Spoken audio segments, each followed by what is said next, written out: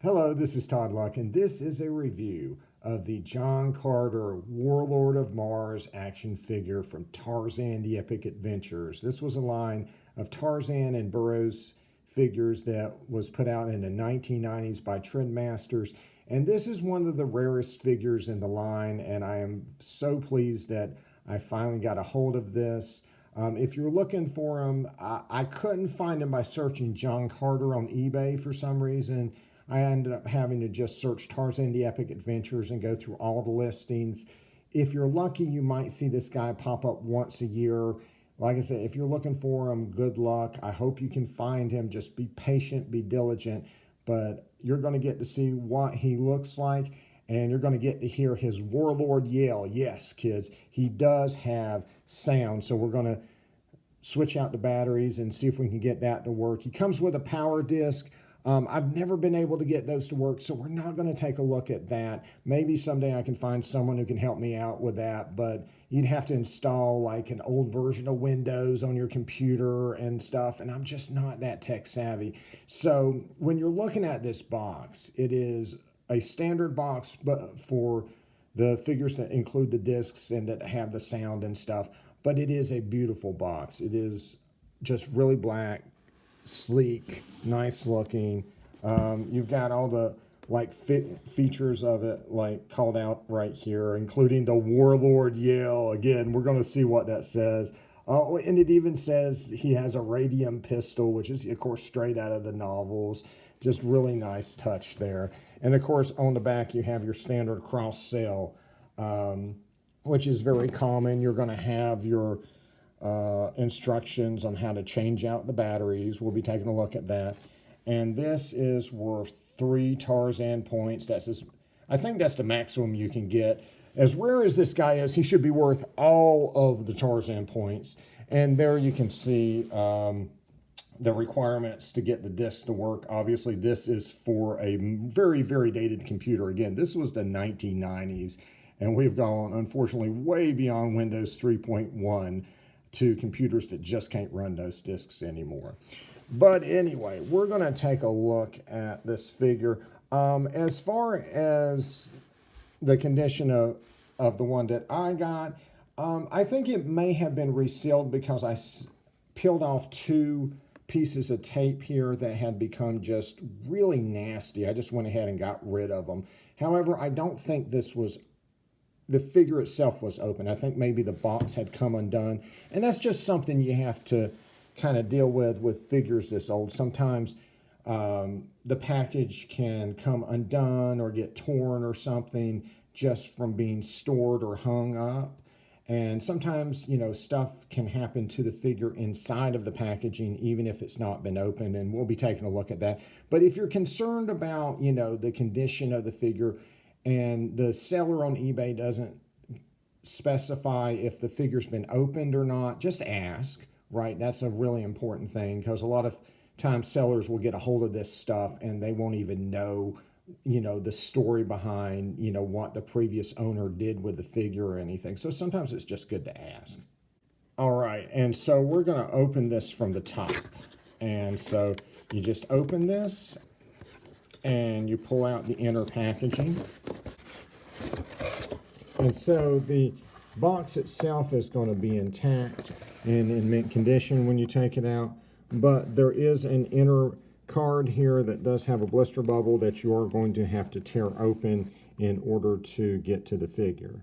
All right, straight out of the packaging, I'm already running into issues. We'll go over that as we look at the accessories. So he does come with a power disc. Again, I can't get this working on a computer, so I'm not sure if this is identical to other power discs that have been with other figures or not. It does come with instructions to tell you how to get it to work. And, you get more information. You can send off for another disc. It has, if you have any questions, call us, but I'm sure that's very dated.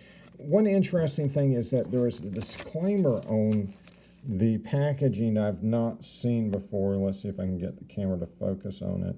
But it basically says you need to read the warranty that comes with it, and so you have all of this like little legal stuff.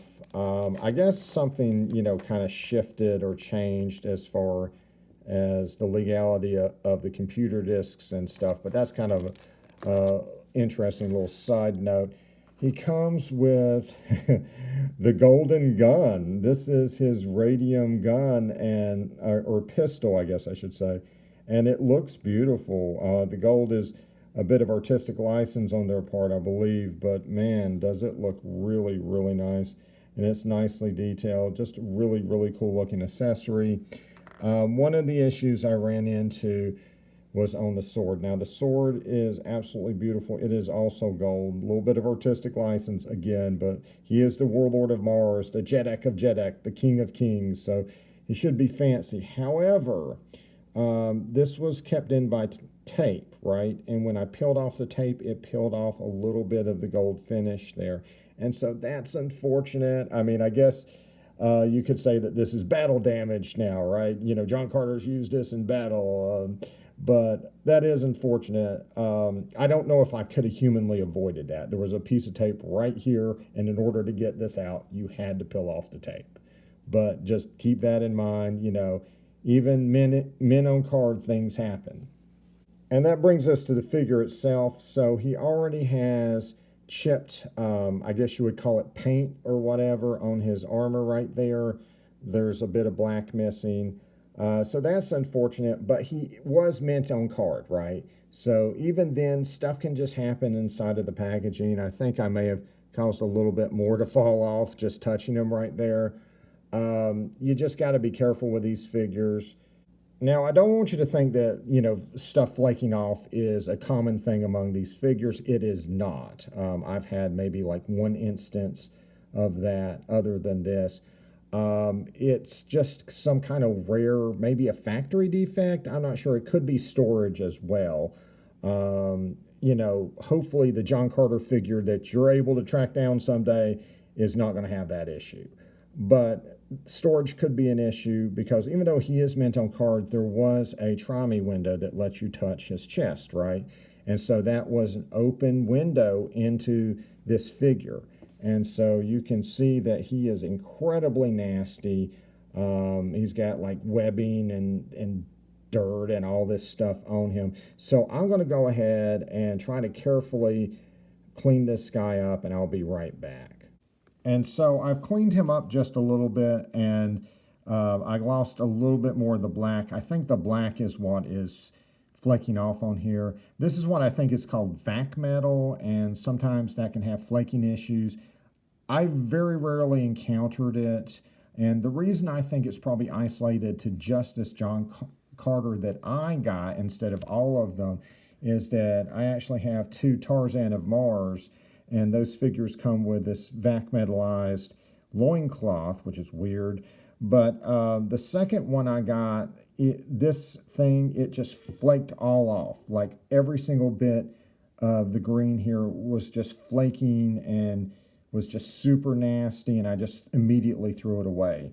I didn't even touch it. It was just the act of opening it, right?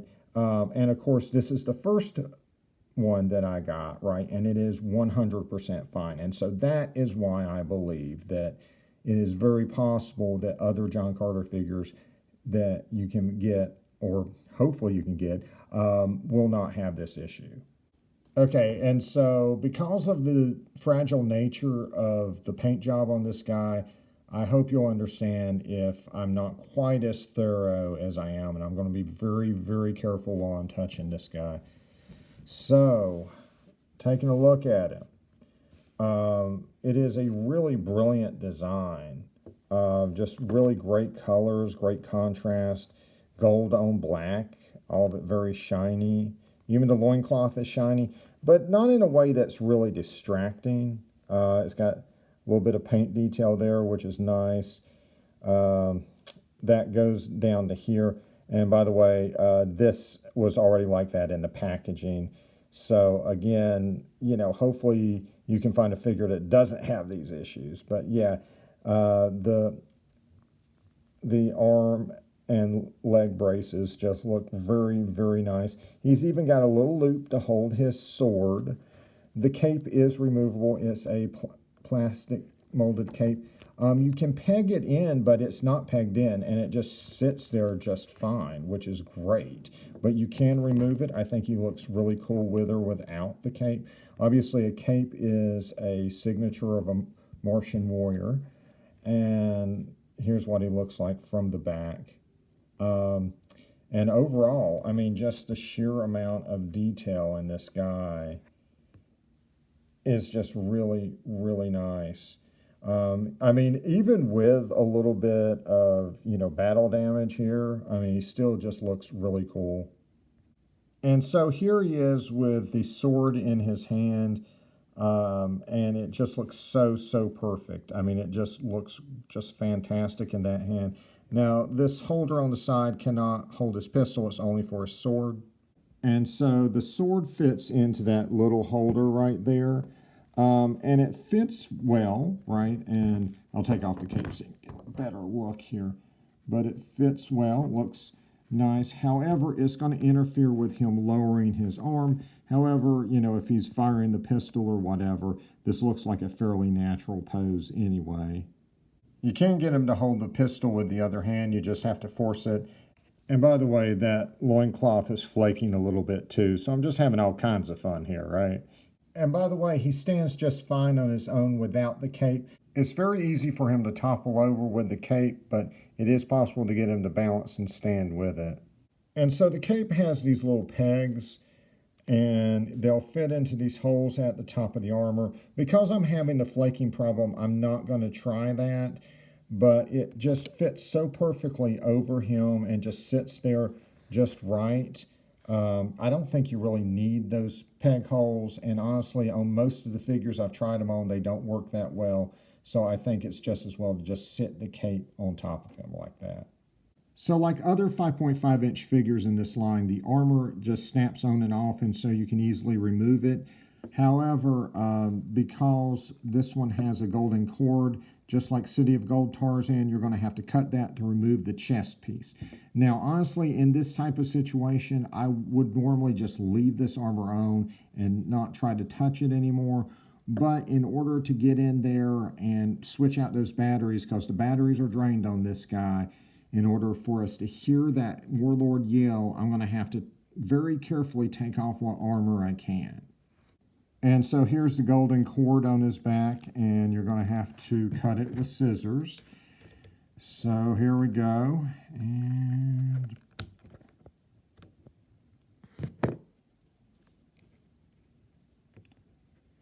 And now his armor is removable.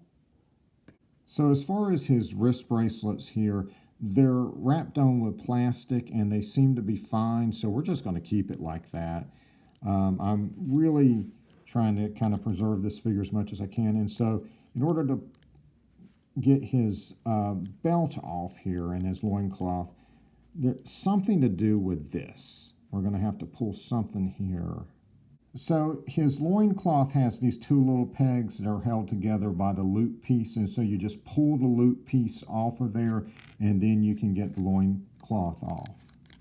Here's all his armor pieces I was able to remove. And so here's John Carter stripped down, ready for a hot night with DJ Torres. So as you can see, he has the standard Tarzan body, and now that I can touch him, he does have 4 points of articulation, the arms, legs, and of course the head. And by the way, I think they did a great job with the head sculpt. It really does look like what you would expect John Carter to look like. And I love the expression. I love the facial features. Just really cool. And so one more word of caution, even if you don't have those flaking issues I had with the armor, be very careful with this body.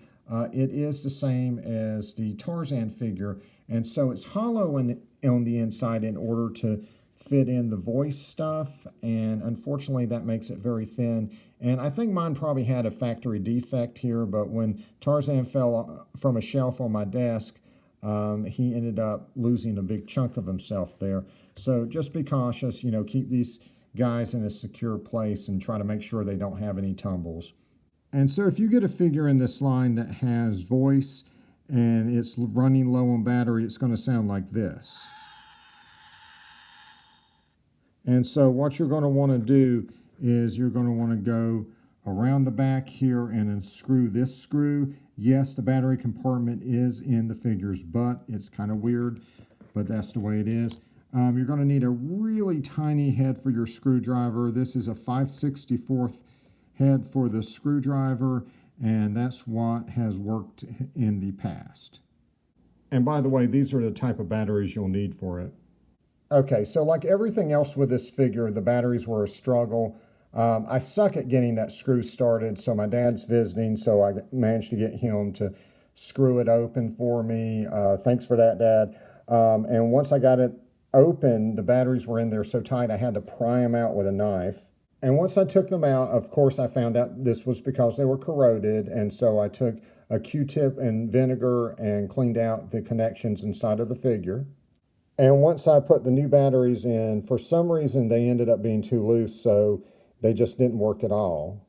And so what I did was I folded up a piece of tinfoil and put it between the batteries, and that tightened them up and fixed the situation. This is the first time I've seen these issues with one of these figures. It's usually a struggle getting the compartment in the back open, but I've never seen corrosion. I've never seen loose batteries in one of these figures. So not only are you getting a review of a rare figure, but you're also seeing every single worst case scenario that could possibly happen with one of them. So you're welcome. Anyway, let's hear that Warlord yell. One more time. It's weird, but you get to hear it. So there you go, the Warlord yell. And so as far as what I think about this design and how it relates to the novels, let's talk about who John Carter is and the influence the character has had and the interpretations that artists have had of him over the years. John Carter first appeared in Burroughs' first novel, A Princess of Mars, which was originally serialized as Under the Moons of Mars.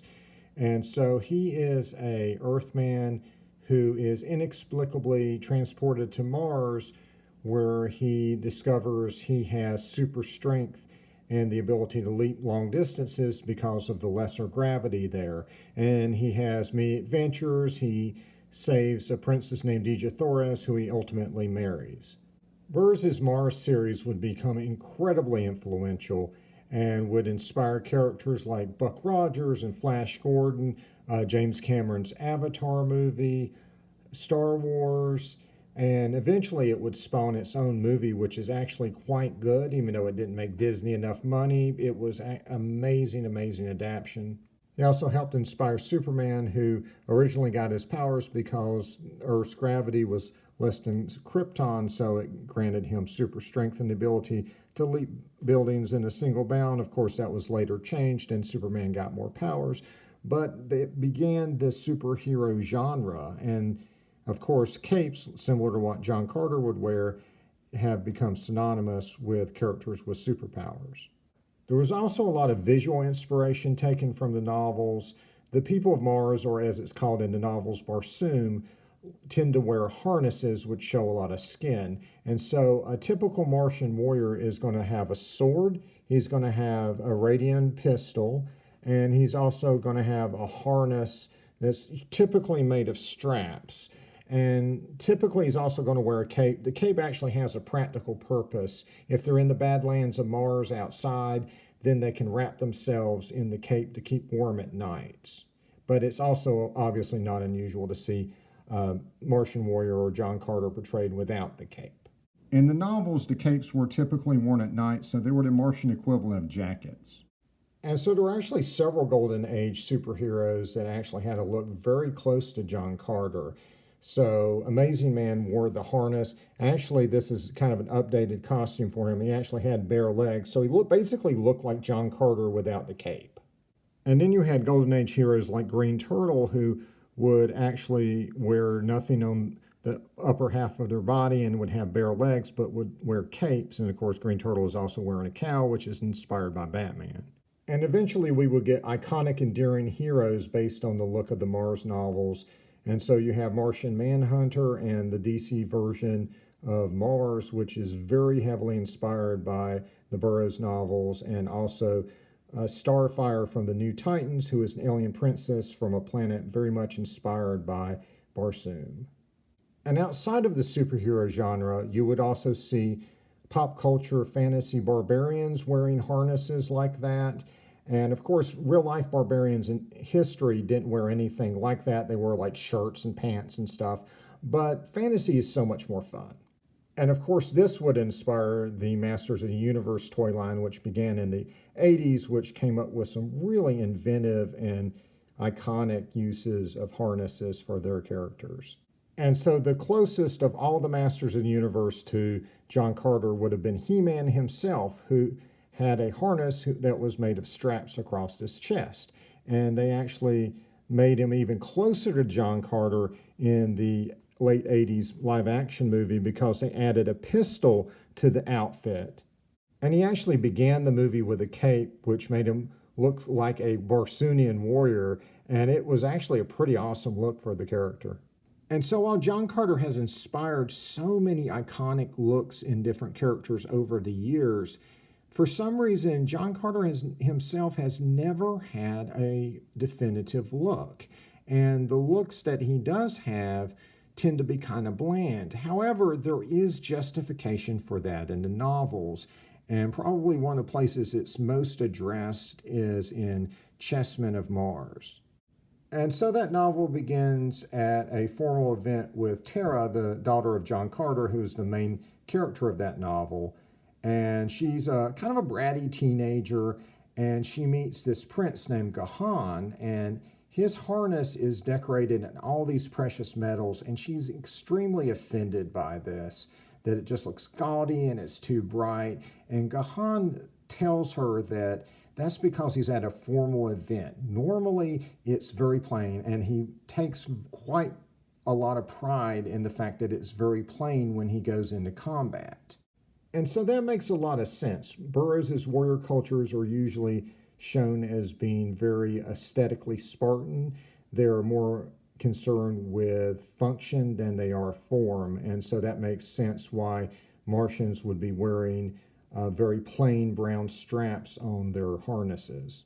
And a quick side note is that that scene also says that the harness that Tara is wearing covers part of her breast. And the reason why that's significant is that some people interpret the Mars novels as all the characters running around naked with their private parts hanging out. And I don't believe that's the case. If that was happening, Burroughs would have denoted that. He does tell you when characters are naked. But I say all this to say that we have interpretations of John Carter that say he looks like He-Man, all the way to him being naked with his junk hanging out. So there is no one definitive look for this character. And so what do I think of Trendmasters' version of John Carter? I think it's fantastic. I love this armor. I think it's such a cool look. I mean, you could write it off to artistic license, how fancy it is, or maybe this is John Carter's formal harness. Because mine's all bunged up, I'm going to say that John Carter just feels like being fancy when he goes out and fights in battles. So here he is beside of Burroughs' other most iconic creation, Tarzan of the Apes, and I think these two look just fantastic together. And so here's John Carter with the other 5.5-inch Mars figures in the line. So we have his faithful companion Tars Tarkas, we have Tarzan of Mars, and then we also have Nalach the Kaldane, our villain. And so the Tars Tarkas from this line is actually a bit taller than John Carter, but he's nowhere near as tall as he should be. Green Martians tower over human beings. But I gotta say, I actually don't mind that at all looking at these two together. It's just so cool to see these two side by side as action figures. And in case you're wondering, I was actually using camera shots to make those plant men look like they were in the right scale. Unfortunately, they did not make a 5.5-inch version of the plant men, but you can get a bendable figure and one of the minifigures on a smaller 4-inch scale. And speaking of those smaller figures, here is the John Carter that comes in the 2 packs of the smaller figures. And so they're both really cool variations on the same look. I really like them both. And the thing I like about the smaller figure is he's more in proportion to Tars Tarkas. They made a Dija Thoras on his same scale, and the Tarzan variants on that same scale can double as Martian warriors, so he can have a little army. So if you can't find the 5.5-inch John Carter, don't despair. There's still some really cool ways you can have Martian displays in this line. And so on the 5.5-inch scale, the army you can build John Carter is a little bit smaller, and of course Tars Tarkas is way too short, but it is kind of neat because Tarzan of Mars on your left is modeled after a Frank Frazetta painting of a Martian warrior, and then Tarzan, or City of Gold Tarzan, maybe that's Gahan, maybe that's the armor that offended Terra so much. And so if you've been watching my videos, you know I've been trying to recreate that Frank Frazetta Martian warrior in that painting with that figure for a while now. And so what I've done now is with John Carter, we've got the sword that's really closely matches it. And this is the belt from City of Gold Tarzan. And the loop from John Carter's loincloth / belt actually fits onto the City of Gold belt. So that completes the look and really matches it quite well. So there you go.